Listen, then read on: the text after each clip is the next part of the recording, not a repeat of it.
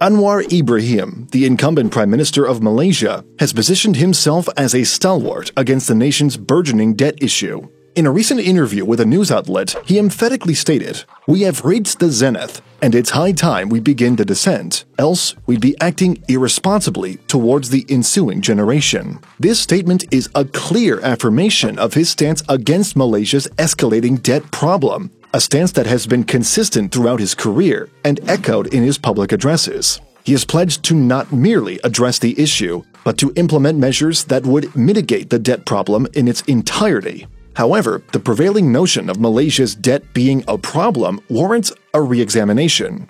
And here's why. The most recent data reveals that Malaysia's national debt, including liabilities, has soared to exceed 1.5 trillion Malaysia ringgit, equivalent to approximately $360 billion. This figure, representing roughly 80% of the country's GDP, is indeed startling. Both the general public and Prime Minister Anwar could understandably react with surprise to the realization that Malaysia's debt has escalated to over 1.5 trillion ringgit, an enormous number and a significant concern for the country, as many media articles would portray. Hence, even Anwar's government is focused on addressing this debt, with strategies including gradual debt reduction to ensure stability. But here's where things get interesting. When we talk about national debt, there's often an underlying assumption that it's inherently bad, something to be reduced or eliminated. But is that always the case?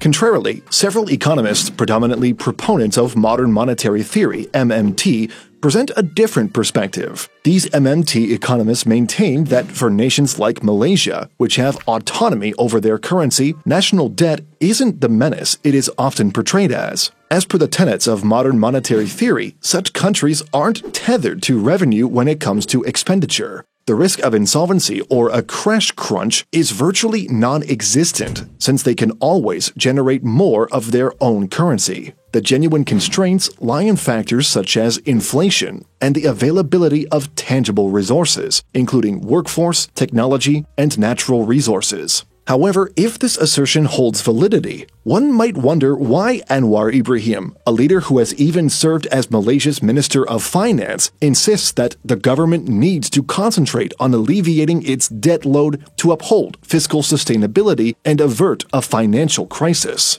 Does this imply, as we have previously discussed in an earlier article, that Anwar harbors fears about the growth of this so-called national debt? To clarify this, let's attempt to deconstruct this misconception and explain why Anwar's apprehension may be misplaced.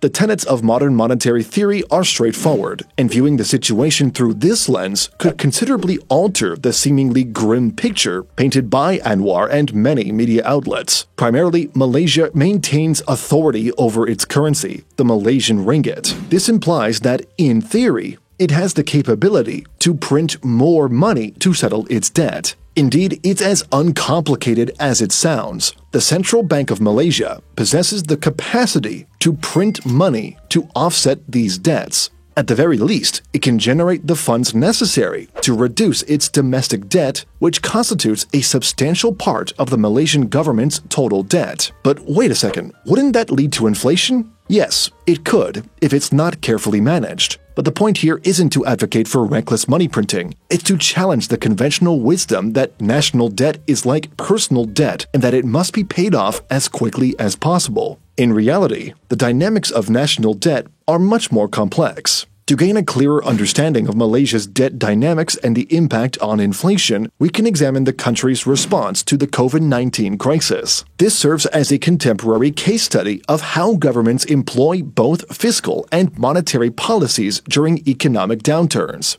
On the monetary front, central banks, including Malaysia's, lowered interest rates dramatically. From a fiscal perspective, governments ramped up spending, launching stimulus packages to revive economic activity. While exact figures on the extent of money supply expansion are not publicly disclosed, it's noteworthy that Malaysia announced its largest ever budget in 2022, allocating 332.1 billion ringgit for post-pandemic recovery. Additionally, in mid-2021, an extra package of 150 billion ringgit was rolled out to help the nation navigate through lockdowns. However, one trade-off of such aggressive economic measures is the risk of inflation. When the money supply grows without a matching increase in the production of goods and services, prices can surge. In Malaysia, inflation rates swelled from under 2% pre-pandemic to over 4% at their highest point. To address the rising inflation, Malaysia has reached a pivotal moment in its monetary policy, with the central bank opting to raise interest rates. While this measure aims to curb inflation,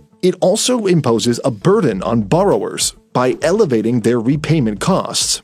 Additionally, there is growing public sentiment, championed by figures like Anwar and the broader Malaysian community, advocating for a tax increase targeted at the wealthy. While the proposition may initially seem appealing, implementing higher luxury taxes could have unintended consequences. Research suggests that elevated tax rates may diminish the incentive to pursue financial success. However, this perspective is nuanced and subject to various other factors.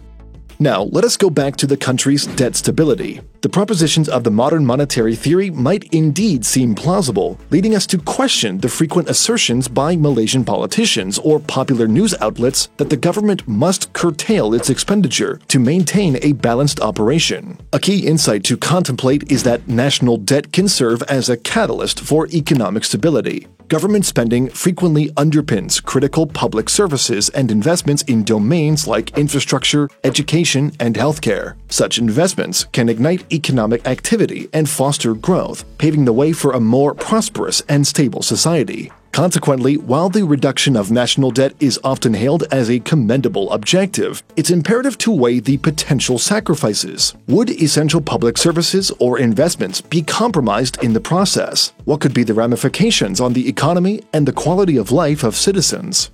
To be clear, this isn't to say that debt is inconsequential. Managing it requires a delicate equilibrium.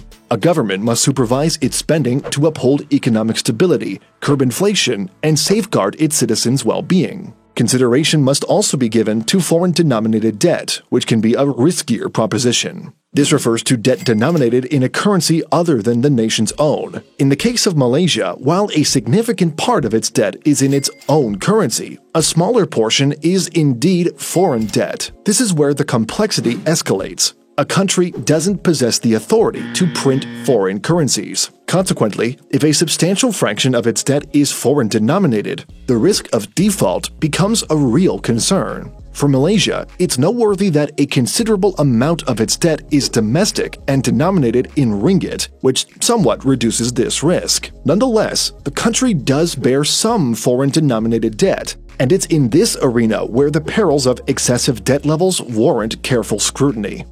So, what does all this mean for the myth of Malaysia's national debt? Well, it's clear that the situation is more nuanced than it might first appear. Yes, the figures are large, and yes, debt should be managed responsibly. But it's also important to understand that not all debt is bad, and that in certain contexts, it can be a powerful tool for promoting growth and prosperity. So is it accurate to suggest that Anwar and numerous politicians and media sources are mistaken in their belief that Malaysia is mired in a debt crisis and that the government must curtail spending to safeguard future generations? Well, as we've established earlier, national debt is far more complex than what Anwar and many others perceive. According to modern monetary theory, Malaysia's focus shouldn't be on slashing expenditure to solve its debt issue, but rather on adjusting its spending to address other challenges such as inflation.